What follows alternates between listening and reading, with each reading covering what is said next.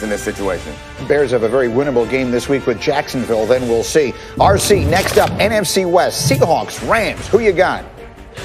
I'm going to take the Seahawks. I think the Seahawks win the head-to-head matchup against the Rams. That'll be in Seattle. They've been playing better defensively. And you look at that second half of the Los Angeles Rams games, that was kind of when it started. And then the Seahawks finished with the San Francisco 49ers, whereas the Rams finished with the Arizona Cardinals. I just think they have a better schedule. I think right now they're playing a little better football, and Russell Wilson finds a way to get it done. And the Rams just lost to the Jets. Meanwhile, Graziano, Washington or the Giants in the East? Who you got? This is an ugly one, that's for sure. But I will take Washington. They have the tiebreaker edge on the Giants. I'm sorry, no, they don't have the tiebreaker. They have the tiebreaker edge on the Giants. No, they lost to 20. The Giants have the tiebreaker. I have no idea what I'm talking about. It's probably going to be the Giants now. Washington is my pick, but obviously I'm an idiot. Washington will wind up winning that division, he says. Meanwhile, let's talk about a team that will not only likely win its division, but will have all kinds of expectations on it heading into the playoffs, and that is the New Orleans Saints, who get a lot of praise for their performance in a loss against the Chiefs on Sunday. But despite the good vibes, Sean Payton was asked yesterday why anyone should expect the Saints to go on a title run given the team's postseason struggles and heartbreak the last 3 years. Here's what he said. I think there's a little laziness relative to research and saying, well, they get to the playoffs, they're one and done. Not really. Will it need to be the Super Bowl? Yeah, probably so. I mean, but you know what? That's a good measuring stick, and that gives you an indication of how organizationally the culture's changed. So I thought that was a very interesting thing for him to say. Dominique Foxworth, as you heard it, what's your reaction? You know where I stand on these sorts of things. Good coaches like Sean Payton recognize that they can use the media to their advantage. He is talking to his players. He's resetting their mind. He's finding something to point to, an enemy that they can all look at. Right now, he's just saying, like, no one thinks we can do it. He's doing the same thing that coaches do. He's a smart man. He's doing this right now. But I think that all the things he said also are very true. The culture in that organization must be incredible. To consider that they bounced back from the Minnesota Miracle and also that missed pass interference call to be able to still be competitive going forward, like stuff like that crushes teams. So I think he's right, and I think this team has not peaked too early. They'll be fine in the playoffs, and peaking too early has nothing to do with Drew Brees' arm strength, which I think is going to be the deciding factor on how far they go. Well, listen, I have to say this, Dominique. I agreed with the first part of what you said, which is that I think Sean Payton is talking to his players through the media. I have to disagree with the second part. They have peaked too early the last few years. That may not be the reason they get knocked out. But Ryan Clark, it feels to me like 11 weeks into the season every single year, they look like the best team in the NFL. And by the time they get to the playoffs, they don't. I don't think that's an unfair way to characterize the way the last few years have gone in New Orleans. What do you think? I mean, I think they've played extremely well during stretches of certain seasons, and they lost some games. I mean, you can't expect Stephon Diggs to catch a ball and Marcus Williams to run right by him. You can't expect an official to be looking at Roby Coleman, hit a guy before the play, hit him in his helmet, and not throw a flag. And so those aren't excuses. Those are things that just happen. And yes, you have to win the football game, but I don't see it this way. Listen, when Master P, when they dropped the True album, they thought that could have been their hype. But later on, we got Make 'Em Say, right? We signed Mia X. We signed Mystical. And that's what the Saints have done. Every year they've come back and found ways to be competitive. It is about a culture. It is about a belief. And so when you look at this team going into the playoffs, playing great defense still, Drew Brees having to get back in the rhythm, and where they were against the Kansas City Chiefs in a game where Drew didn't play well early, this is one of the best teams in the NFC.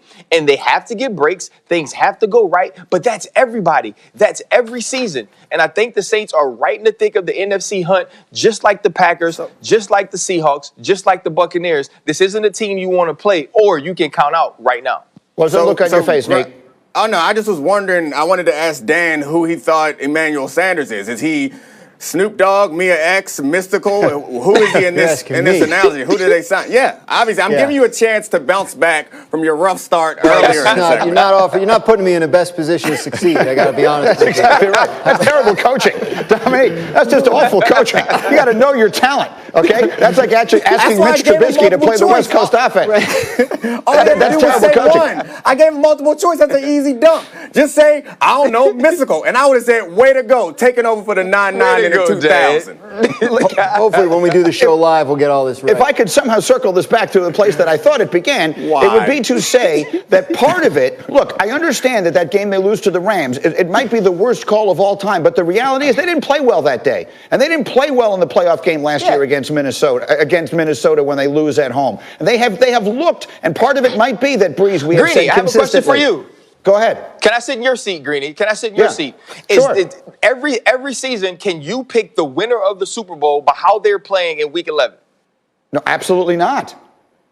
Absolutely not, right? So we can't now place this on the Saints and say that they underachieved in the playoffs. Getting to an AFC championship, even when you're the number one seed, is difficult.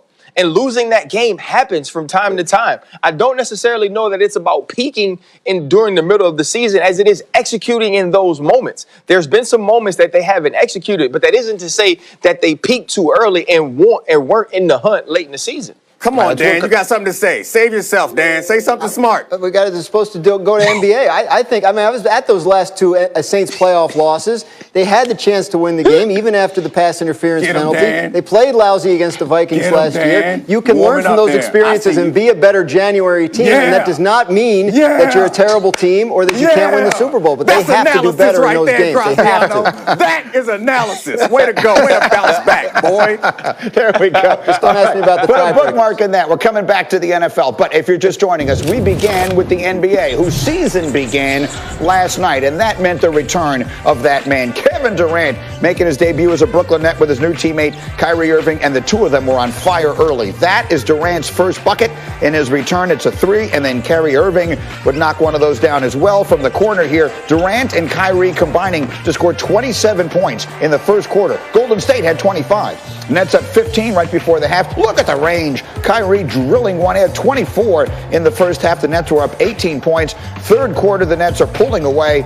Spencer Dinwiddie to Durant, who throws it down. KD scored 22. Kyrie 26. Steve Nash, his first win as the head coach, and the Nets win one easily. Meanwhile, the nightcap last night, the Lakers and the Clippers, LeBron James getting his fourth ring as the championship rings were distributed, but it was a night that would belong to the Clippers. Kyrie taking it strong. We're going the other way. Dennis Schroeder to LeBron James. He would throw it down. He had 22 in 28 minutes, but Paul George would take this game over in the fourth quarter. Here he is late in the third, taking it strong, giving the Clippers a 6-point lead in the fourth. It's more from George. George knocking down the three. He would score 33 points on the night. Kawhi would add 26. Here comes some of those. Kawhi working on Alex Caruso. Feels like a mismatch. Clippers win it 116-109 to take the opener in what figures to be a good battle all year long, and we should have a bunch of them on Friday. The annual NBA on Christmas Day tradition continues. 5 games, noon Eastern on ESPN. Pelicans Heat. Then on ABC, we got Warriors Bucks. Then Nets Celtics. Then the Mavs and the Lakers on ABC and ESPN.